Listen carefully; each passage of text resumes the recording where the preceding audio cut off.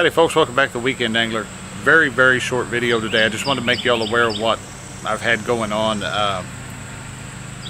Friday evening, this past Friday evening, my wife and I attempted to fish a catfish tournament. It was the first major outing in this boat that I've been working on since I picked it up in July. And I swore I'd never use one of these sticks, but I'm trying it out today, so don't make fun of me too bad.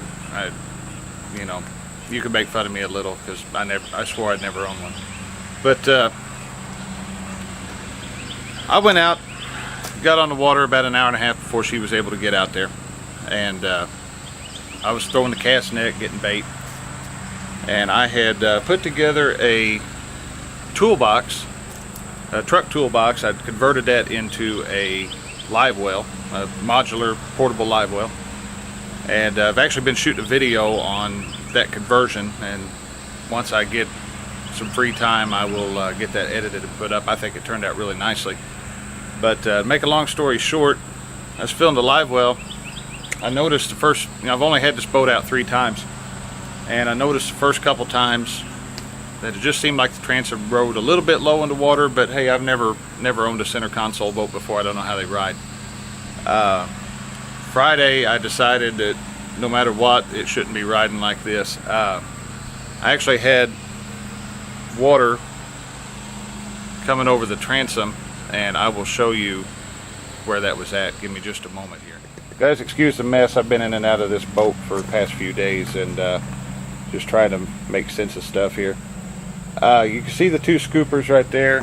Those are supposed to allow the deck to drain back off into the water if you happen to get water up on the deck.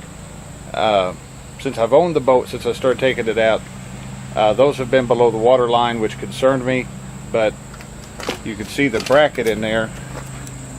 If you drop a board in there, that becomes a splash well. So, I didn't plug these holes. I don't plug them on my bass boat. I've never had any trouble with them. But Friday night, when I was out and about, hope you can see that grommet right there. That is where the fuel line, the wiring, the steering cables, just about everything that has to go to the transom of the boat comes out this thing. Friday, when I got enough water in the live well, there was enough water coming over the transom at such a height that it was able to get down through that grommet and start running into the bilge of the boat. Now, I know you can't see in there very well. I'll try, but if you can, there is a bunch of, there's some that I've pulled out. There's a bunch of foam and rotted wood, whatnot. So, give me just a minute, we'll continue this story.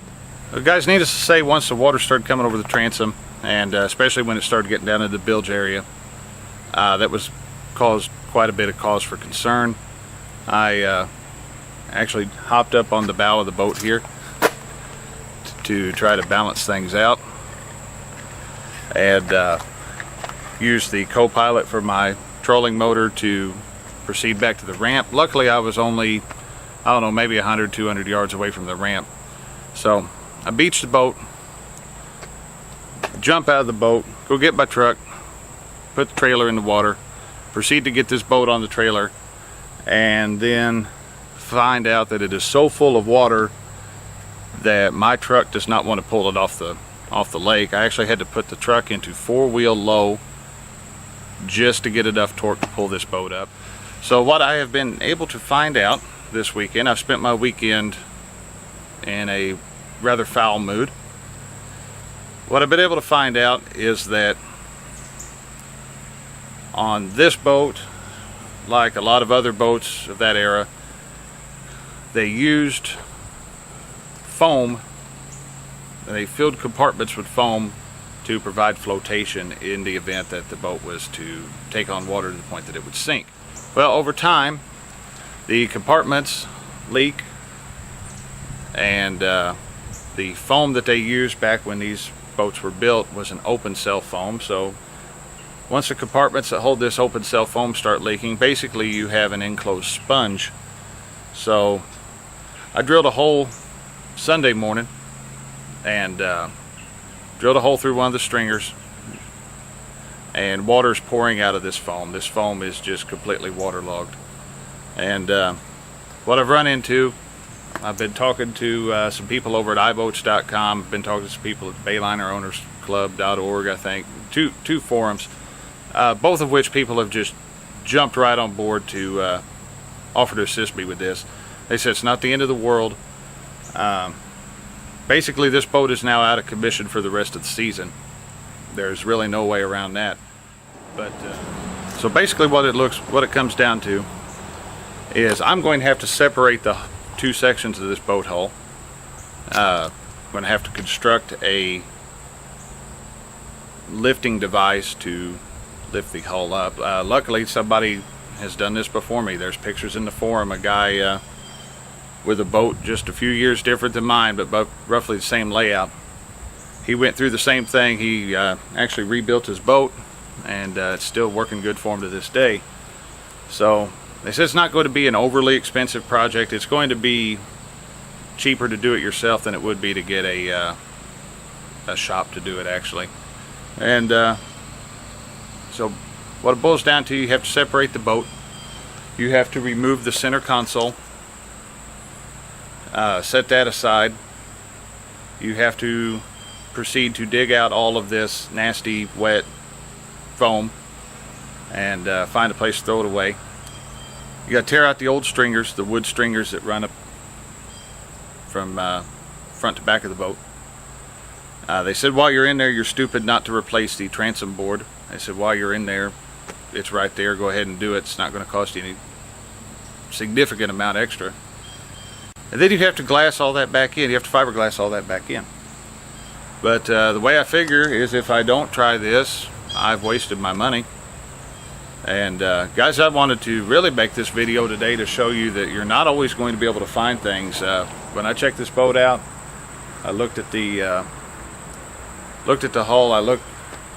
Checked everything that I could out. I knew some issues. I knew I had wiring issues. I knew I had some other stuff that I had to take care of, and I was willing to take on a project. I'd have walked if I'd known this foam was waterlogged. The only way I would have really been able to tell that was take that on a water test, and that just wasn't an option that day. I was out of state. But no, so at this point, this boat's now out of commission for the foreseeable future. I'm thinking this is going to be a I'm thinking this is going to be a fall and winter project. I'll do my best to document this. Guys, I am not the person to teach you to do this. If you're needing to do this, if you're having this problem, do what I did. Get on iBoats.com and go to the boat restoration rebuilding section. There are some really great individuals over there that have just stepped up right out of the blue to help me out on this thing. So I will be posting some videos to keep you guys informed on what's going on with it, and also to show the members of the forum in my thread what I've got going on. And so wanted to talk to you about that. That's been the day, been the weekend here. So guys, that's going to wrap up this video. I probably talked longer than I really intended, but yeah, it's been an interesting weekend. So guys, thank you as always for following me, and I hope you continue to follow along. I'm going to be getting out and do some fishing next week. This thing's going to take a long time, so I'm still going to fish. It's getting to be the fall of the year, and things are going to start biting pretty good again. So I'm going to get out there, get some video taken. I'm still editing the video from the trip earlier this month with Captain Ben Gable of River City Catfishing. I surprised my mother and took her along with me on a guided trip bumping for catfish on the Mississippi, and she was completely thrilled. Guys, she caught her personal best blue cat and had a great time. She's already talking about next year we want to go back and get another guided trip. So I think Ben has made a customer for life. And guys, if you're around here, talk to Captain Ben Gable of River City Catfishing. I'll put the link to his website in my video. Guys, he's the utmost professional. He's great. He'll teach you how to do that, and he's a good all-around guy. And so guys, as always, thank you for watching my videos. Thanks for putting up with me. How else do I want to put it? Thanks for letting me ignore you all for about 2 months while I've been messing with this thing, just to turn around and have to tear it all back apart. But yeah, so we'll go from there. Guys, have a great day. We'll see you out on the water. Thank you for watching the Weekend Angler.